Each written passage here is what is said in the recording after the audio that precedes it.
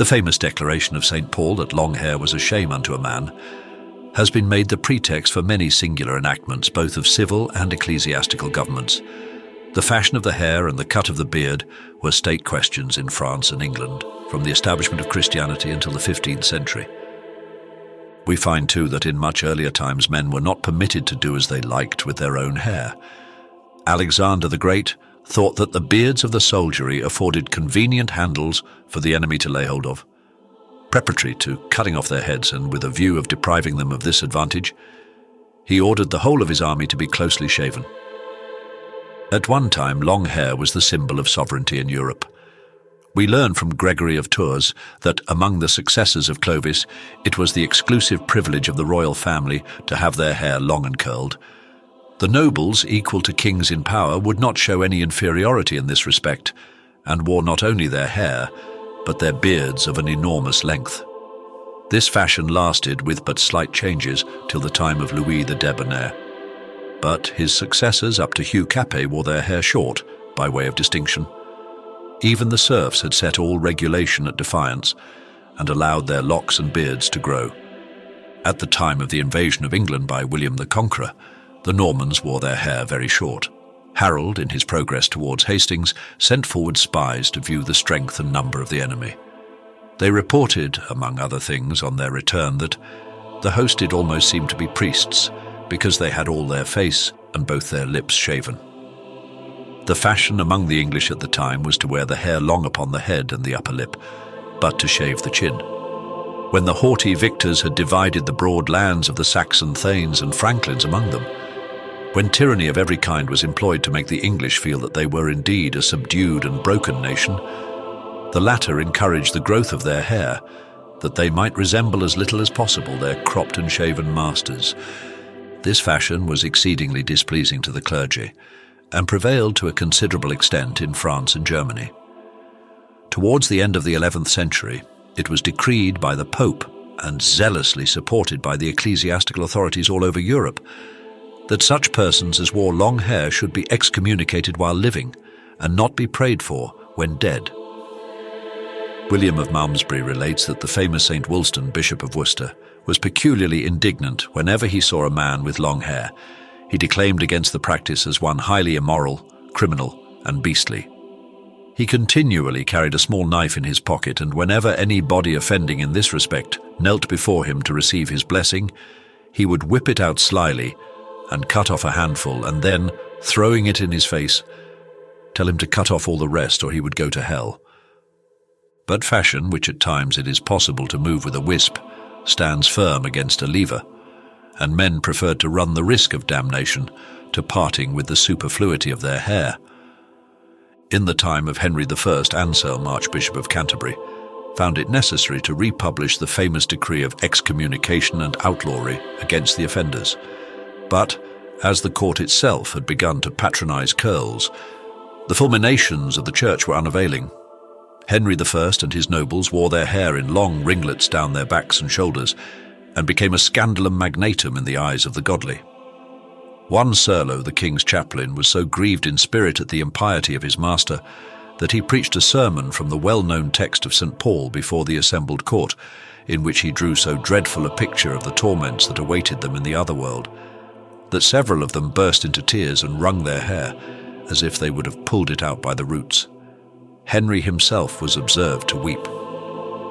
The priest, seeing the impression he had made, determined to strike while the iron was hot, and pulling a pair of scissors from his pocket, cut the king's hair in presence of them all. Several of the principal courtiers consented to do the like, and for a short time long hair appeared to be going out of fashion. But the courtiers thought, after the first glow of their penitence had been cooled by reflection, that the clerical Delilah had shorn them of their strength, and in less than 6 months they were as great sinners as ever.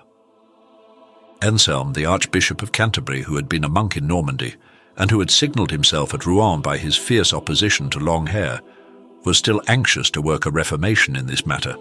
But his pertinacity was far from pleasing to the king, who had finally made up his mind to wear ringlets. There were other disputes of a more serious nature between them, so that when the archbishop died, the king was so glad to be rid of him that he allowed the see to remain vacant for 5 years.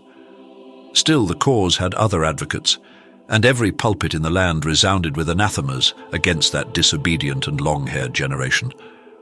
But all was of no avail. Stowe, in writing of this period, asserts on the authority of some more ancient chronicler that men, forgetting their birth, transformed themselves by the length of their hairs into the semblance of womankind, and that when their hair decayed from age or other causes, they knit about their heads certain rolls and braiding of false hair. At last accident turned the tide of fashion. A knight of the court, who was exceedingly proud of his beauteous locks, dreamed one night that, as he lay in bed, the devil sprang upon him and endeavoured to choke him with his own hair. He started in fright and actually found that he had a great quantity of hair in his mouth. Sorely stricken in conscience, and looking upon the dream as a warning from heaven, he set about the work of reformation and cut off his luxuriant tresses the same night. The story was soon bruited abroad.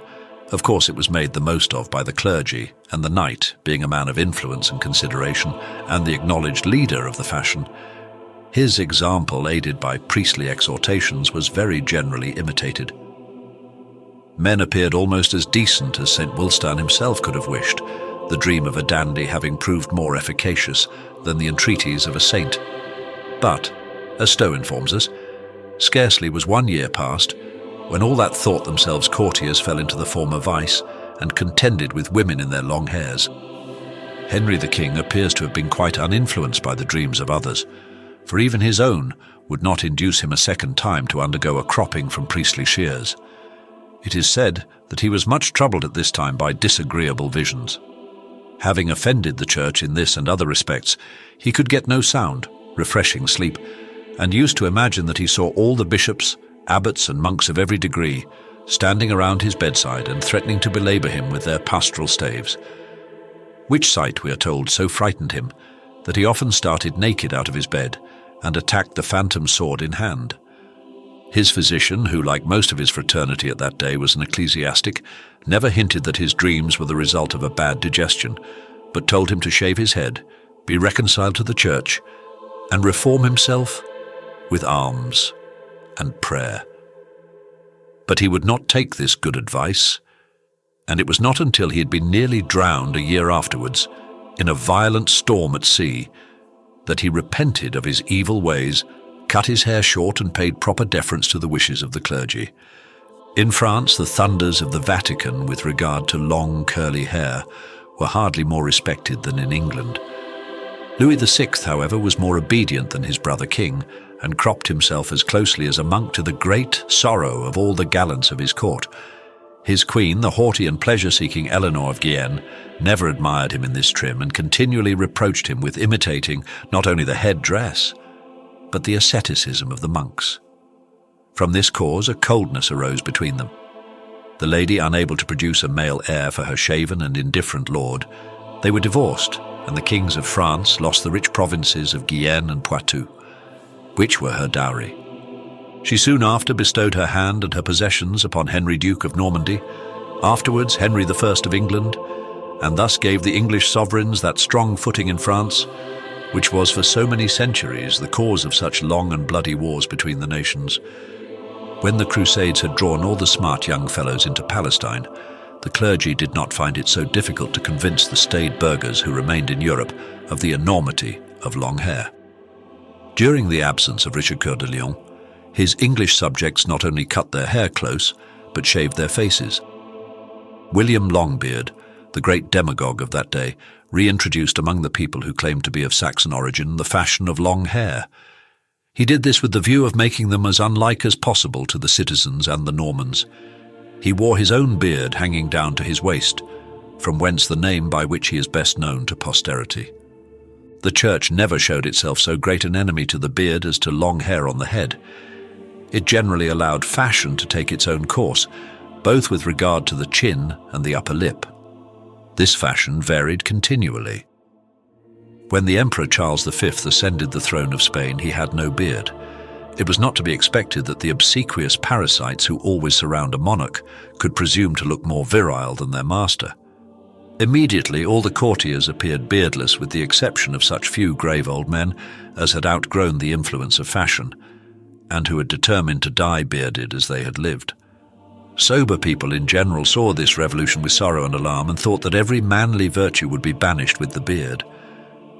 It became at the time a common saying, "We have no longer souls, since we have lost our beards."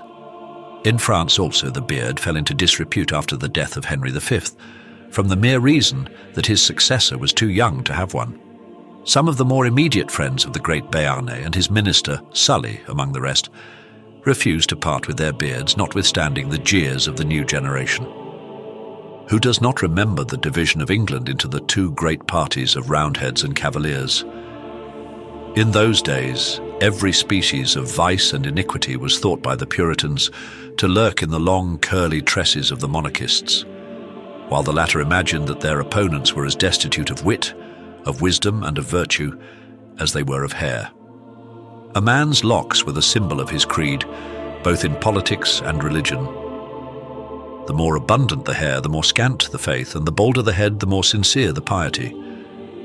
But among all the instances of the interference of governments with men's hair, the most extraordinary, not only for its daring but for its success, is that of Peter the Great in 1705. By this time fashion had condemned the beard in every other country in Europe, and with a voice more potent than popes or emperors, had banished it from civilized society. But this only made the Russians cling more fondly to their ancient ornament, as a mark to distinguish them from foreigners whom they hated. Peter, however, resolved that they should be shaven.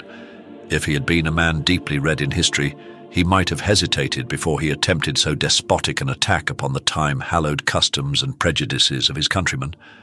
But he was not. He did not know or consider the danger of the innovation. He only listened to the promptings of his own indomitable will, and his fiat went forth, that not only the army, but all ranks of citizens, from the nobles to the serfs, should shave their beards. A certain time was given that people might get over the first throes of their repugnance, after which every man who chose to retain his beard was to pay a tax of 100 rubles. The priests and the serfs were put on a lower footing and allowed to retain theirs upon payment of a kopeck every time they passed the gate of a city. Great discontent existed in consequence, but thousands who had the will had not the courage to revolt. As is well remarked by a writer in the Encyclopaedia Britannica, they thought it wiser to cut off their beards than to run the risk of incensing a man who would make no scruple in cutting off their heads. Wiser, too, than the popes and bishops of a former age, he did not threaten them with eternal damnation, but made them pay in hard cash the penalty of their disobedience. For many years, a very considerable revenue was collected from this source. The collectors gave in receipt for its payment a small copper coin, struck expressly for the purpose, and called the Borodovaya, or the bearded. On one side it bore the figure of a nose, mouth and moustaches, with a long bushy beard, the whole encircled by a wreath and stamped with the black eagle of Russia. On the reverse it bore the date of the year. Every man who chose to wear a beard was obliged to produce this receipt on his entry into a town. Those who were refractory and refused to pay the tax were thrown into prison. Since that day the rulers of Europe have endeavored to persuade rather than to force in all matters pertaining to fashion. The Vatican troubles itself no more about beards or ringlets, and men may become hairy as bears, if such is their fancy, without fear of excommunication or deprivation of their political rights.